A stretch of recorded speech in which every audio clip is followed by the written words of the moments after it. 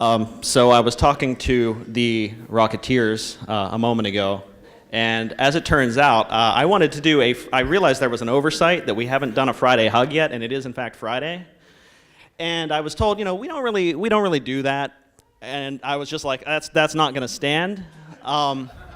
So we're going to do a Friday hug, but before I do that, I want to thank all the sponsors and the organizers and HashRocket for having us out here. Just a round of applause for them, please. And I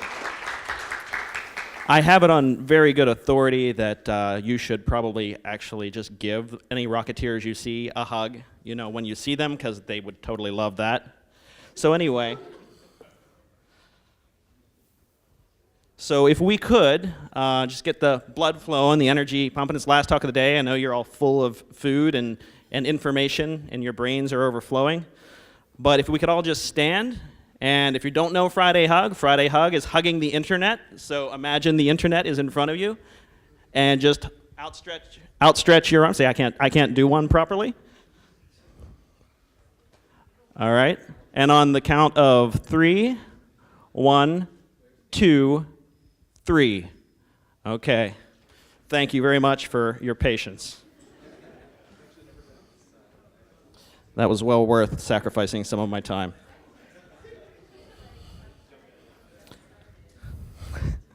So my name's Ernie Miller. I work for a company called Invisium. We are an application security consultancy based out of Herndon, Virginia, DC area, if you're not that familiar with the geography. And I'm guessing everyone in this room has applications. You probably want them to be secure, so you should all talk to me later. I would like to talk to you. I work remotely from Louisville, Kentucky. If you are familiar with Kentucky, it is probably because we are purveyors of fine fried chicken. Or you may, there's applause for that. That's awesome. Or perhaps you are familiar with some of our other fine products from Kentucky. Yeah, okay, I thought so. Right, so, there was a distillery tour last night, and I was just like, oh, so you have distilleries, how cute. So I did the pirate ship. It was very wet. And you may also know us from the Kentucky Derby. Now, I have a confession to make, though I've lived in Louisville for years and years now, and I love living in Louisville. I have never attended a Kentucky Derby. So I think it's kind of funny. So here are some cars, and they are repeatedly turning left. This is what they do. And we call this NASCAR.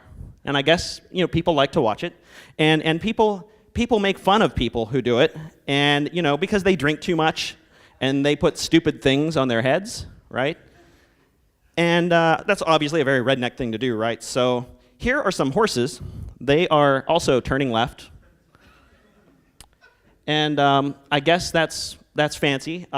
We also have people that come out to watch them and drink too much and put stupid things on their heads. But that's obviously, an indicator of their high society membership. And so just once again, for comparison, this is why, and I love Louisville, but I affectionately call the Kentucky Derby NASCAR on legs. But anyway, it's business time at this point. We need to get down to some business. I have some very serious things to discuss. You all may have heard around this time last year some troubling news about TDD. As it turns out, TDD is dead. We didn't know it was. But I have good news, everybody. As it also turns out, 90% of everything is crap. So it includes 90% of that talk in which TDD was declared dead. And it also probably includes 90% of this talk. So some more bad news, everybody. We're already 10% into the talk, and if you've enjoyed what you've seen so far, it's all downhill from here. So what if I were to tell you that Rails was dead? What would you think about that? Oh, there's... Okay. So, and I don't really mean dead, but let's think about it for a minute. The way that we use Rails today is oftentimes to provide a back-end API to some native applications, whether it be Android or iOS or a Windows phone. Do people actually use Windows phones? Anybody in the audience use Windows Phone? Woo! Okay. Or maybe some client-side MVC frameworks, right? We're using it to provide data for other application frameworks at this point, less than building these kind of thick server-side rendering engines. And so the way that we use Rails has obviously changed. So if Rails is dead, I guess I'm here today to tell you that we should just throw in the towel and use JavaScript for our full stack. So the rest of my talk will be about Node.js. No, don't do that. There is no excuse for that. Ruby is still a wonderful language, and I would much rather see you all using Rails than Node. In fact, I'm kind of having a hard time understanding why someone would choose, actually, to elect to use the same language that they're stuck with on the browser for over a decade. Like, oh, well, since we're stuck with it, I guess we should just continue to use it everywhere. It must be really good. So anyway, honestly, the stuff that I said for the past minute and a half really doesn't matter, because whenever you saw Rails is dead, you probably made an assessment about what I was actually going to say next and shut off. That's actually the interesting thing about polarizing statements, is that a lot of times they end up telling you as much about yourself as they do about the statement itself, or the content of the statement. And I know, like, for me, when I started thinking about, what if Rails is dead, I reacted really kind of badly to that. And this has been bugging me for probably the past almost 2 years. There have been a lot of things in Rails that I've just been kind of like, huh?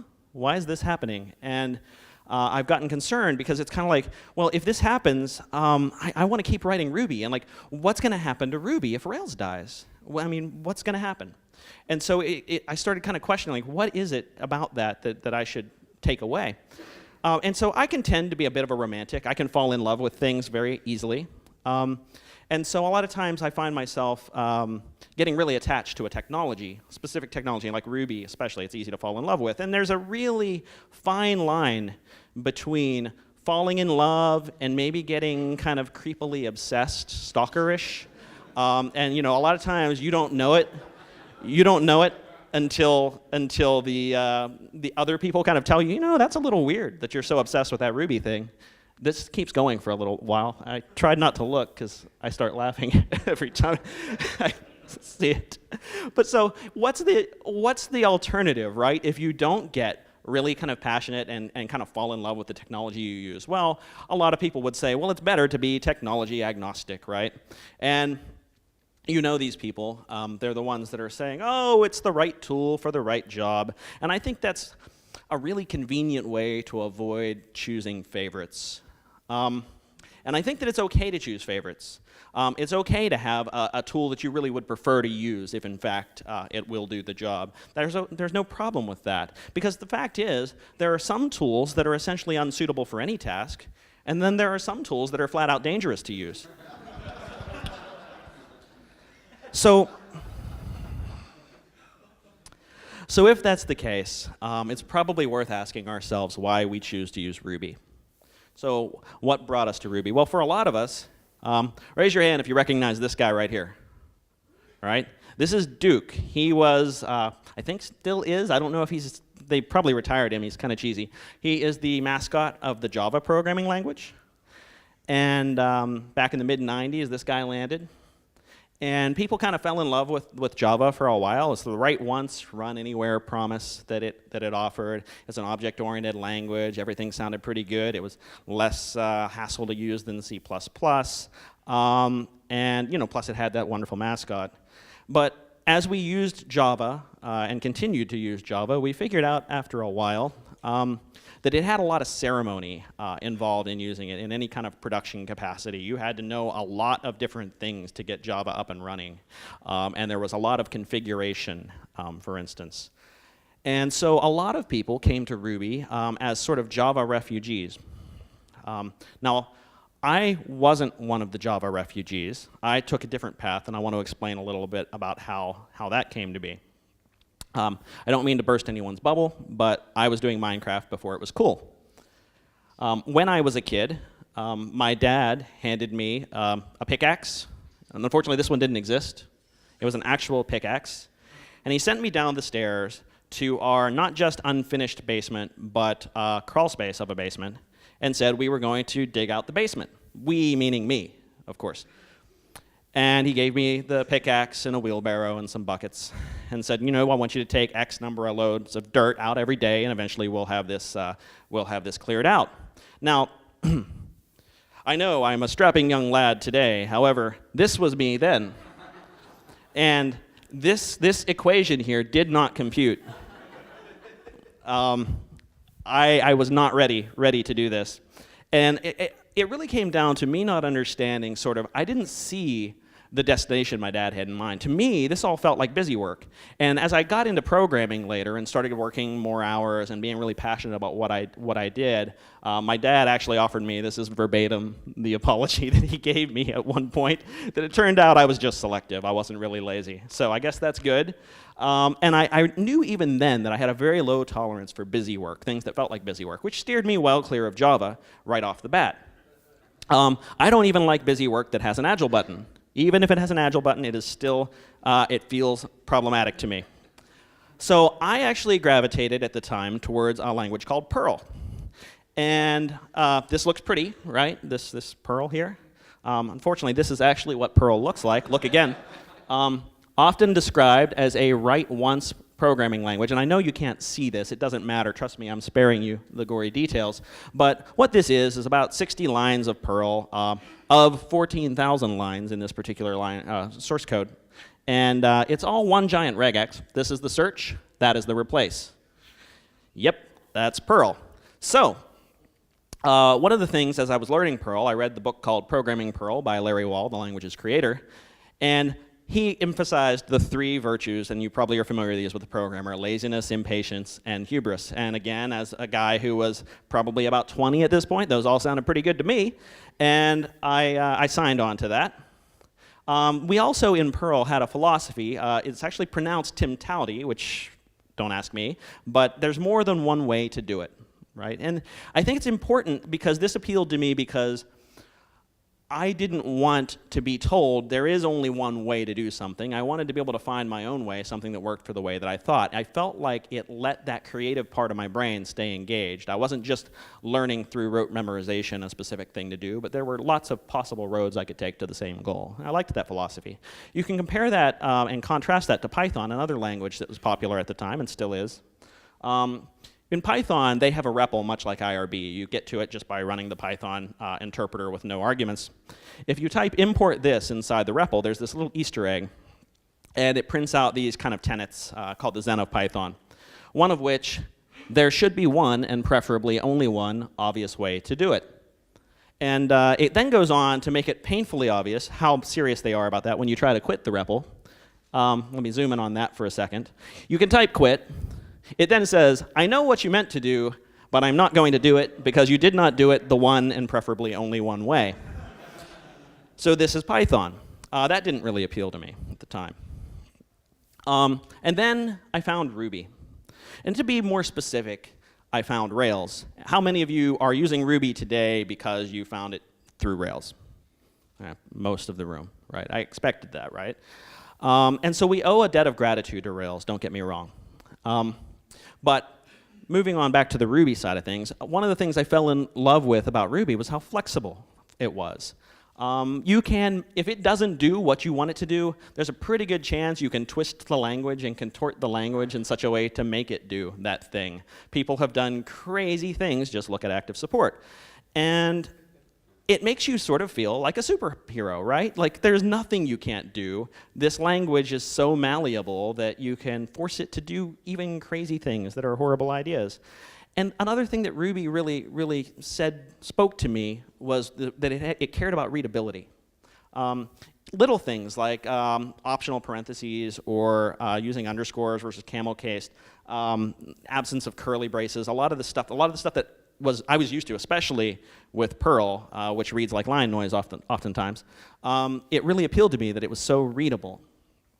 And Steve Yagi, a guy who was and is much smarter than me, he actually put it really nicely in saying that Mats had combined all of these things, the best from so many languages, and he somehow made it all work together so that you don't even realize it has all that stuff.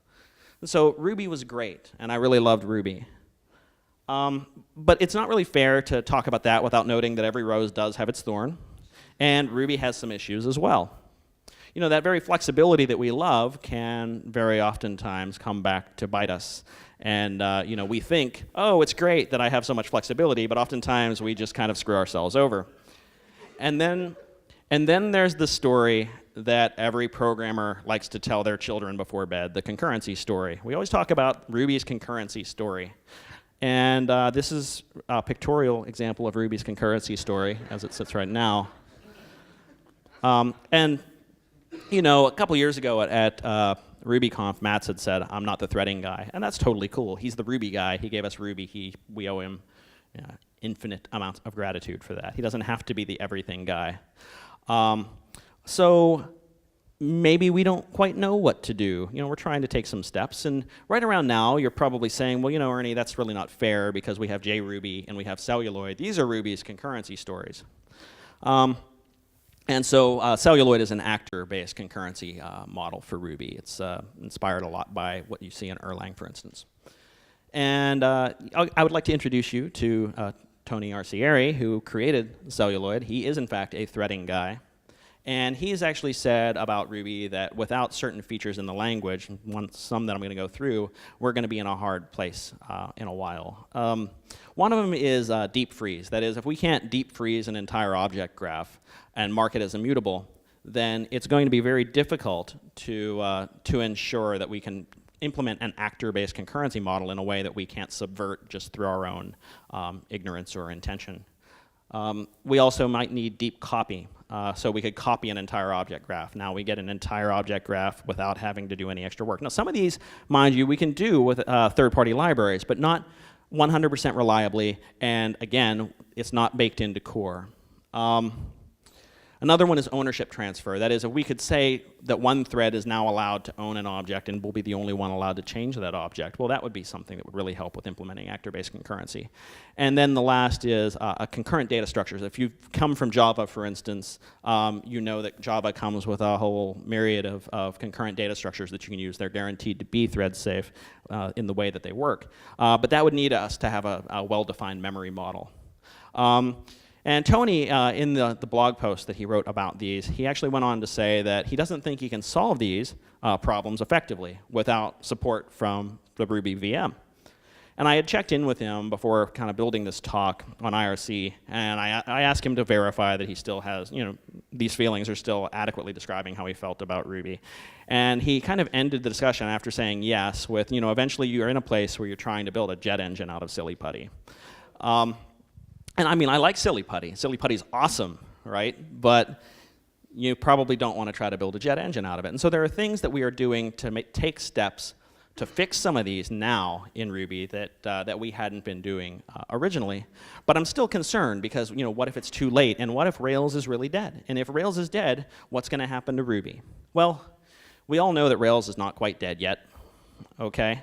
And honestly, languages don't generally die. That is, I have friends that still use RPG. It doesn't stand for role-playing game, unfortunately. It stands for Report Program Generator. The language was first created in 1959. This is a slightly more modern syntax for the language. Just take that in for a second. And this stuff is downright painful, but it's not dead. And if it can survive, then I'd say that Ruby will be fine. It's not going to die.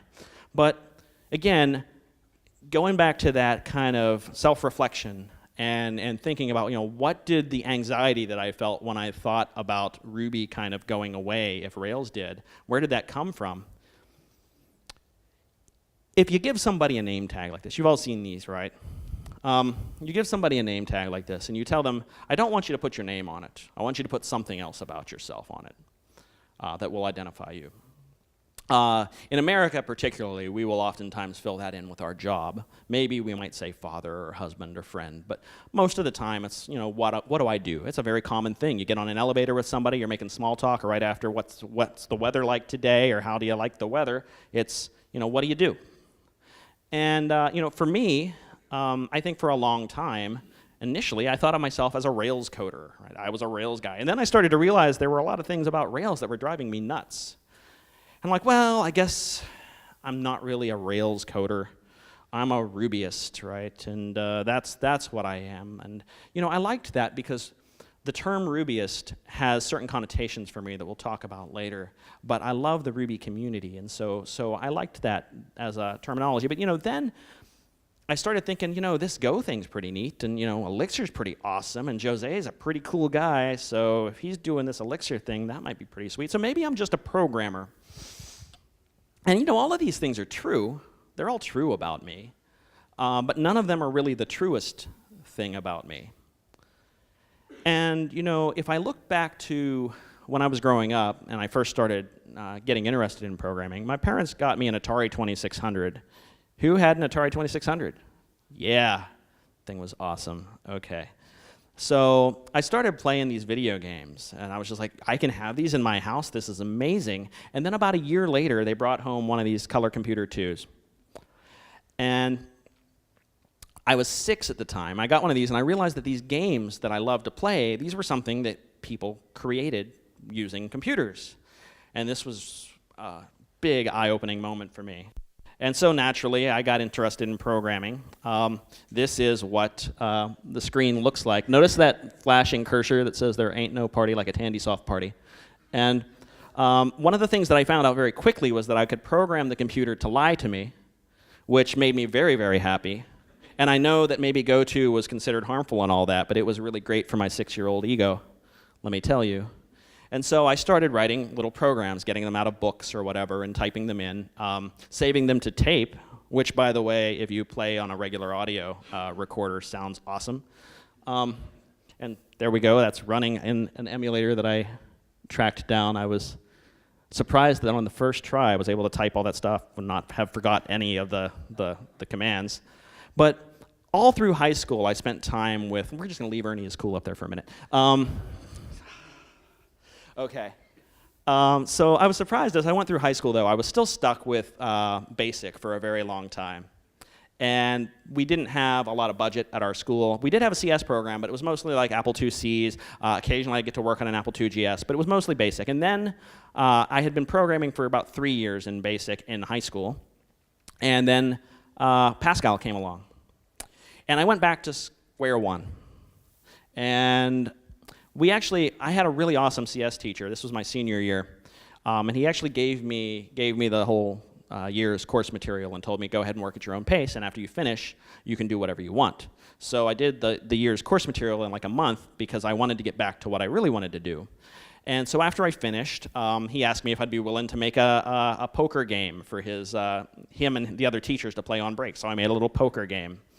And I made a Pong clone. And I made a Breakout clone, not that one, this one.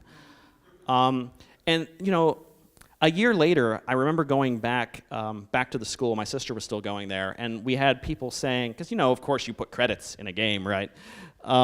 We had people coming up to me and saying, "Oh, you're that Ernie Miller? We still play your games." And this was like a year later, and I mean, okay, they weren't exactly amazing or anything, but the satisfaction I had of here I was creating games like I wanted to do when I was 6.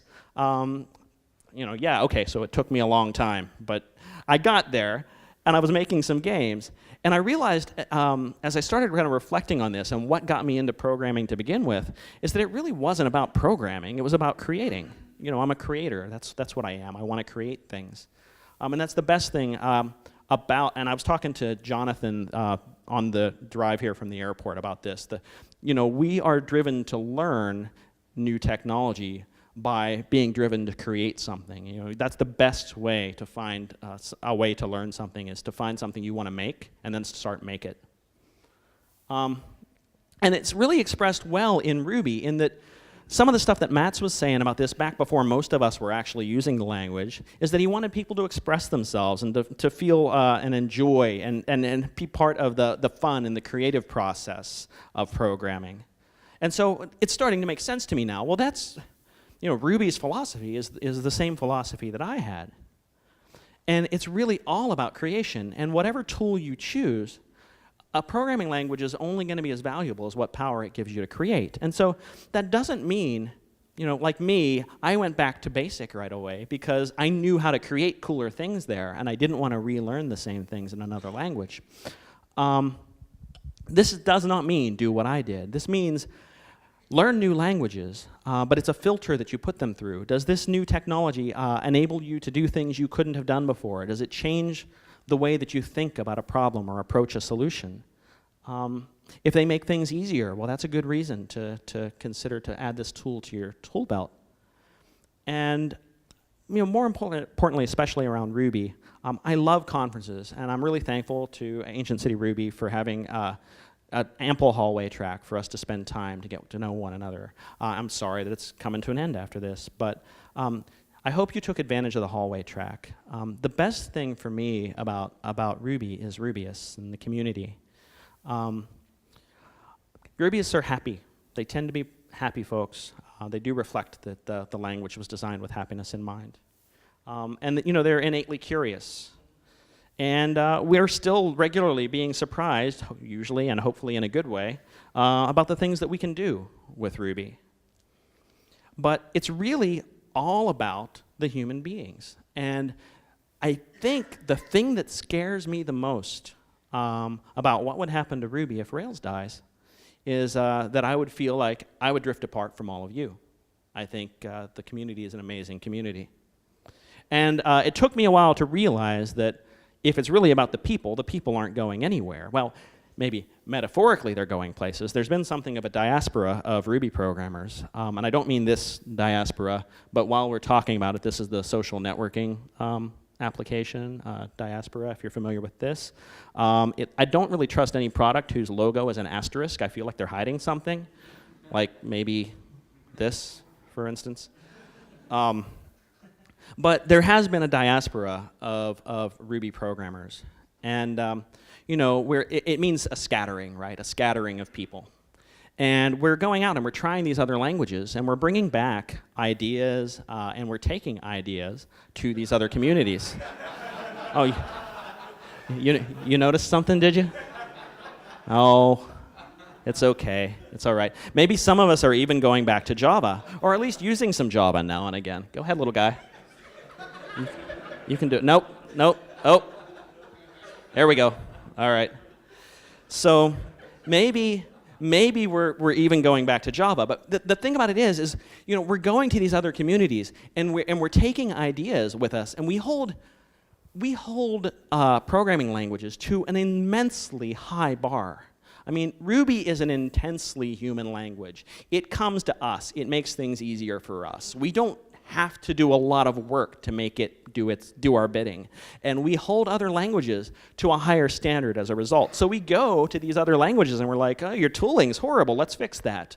Or we go to these other languages and we say, is this really the syntax you need to use? This is really unwieldy. Like, what's going on here? We expect more. And it's really interesting because then we also learn a lot of things from those communities, and we bring that stuff back to the Ruby community as well. And you see that going on every day. And I guess what I've really started to realize is that the people aren't going anywhere, and they're bringing some amazing ideas back and some amazing people back. They might begin to think, well, there must be something about this Ruby thing, because these people are all ludicrously happy, and they showed up over here at our office, and like, what's up with them? We need to find out what this Ruby thing is all about. And Ruby's influence is being felt today. If you look at Swift, for instance, it states Ruby as one of its primary influencers in terms of its syntax. And there are plenty of other languages coming out today that look to Ruby for inspiration. And I'd like to think that that's going to continue, and that Ruby's influence, regardless of where that language itself goes, is going to be felt for a long, long time to come, and that you all are going to do amazing things to advance programming as a result of your time spent with Ruby. So right about now, I want to take a moment for a shameless plug, because it's directly related to this human aspect and the stuff that I care so much about, in this community that I care so much about. Pretty recently, I launched a website called Humane Development. And I had written a blog post back in December about this. The general idea, and you can read it on the site. It's just sort of a draft right now. I'm still kind of feeling it out. But the general idea is that it recognizes the human element of software development, and it puts that first. I think that over time we've begun to subvert the term agile, in a way that's unhealthy. for sustainable development practices. I don't think it has to be that way, but I think it is that way for most of us. And I really, really care about all of you and about our community, and I want development to be less painful. And so because of, it's not really enough to have a website if you don't have some way to promote it. I also have stickers. I would suggest you all come to me and get a sticker and or a hug. You can get both if you like, I suppose. And I really want to talk to you more, both about the ideas in this talk and also the ideas involved in humane development, and see what I can do to help make our profession a happier place. That's actually all I've got. So, well, it's been a pleasure.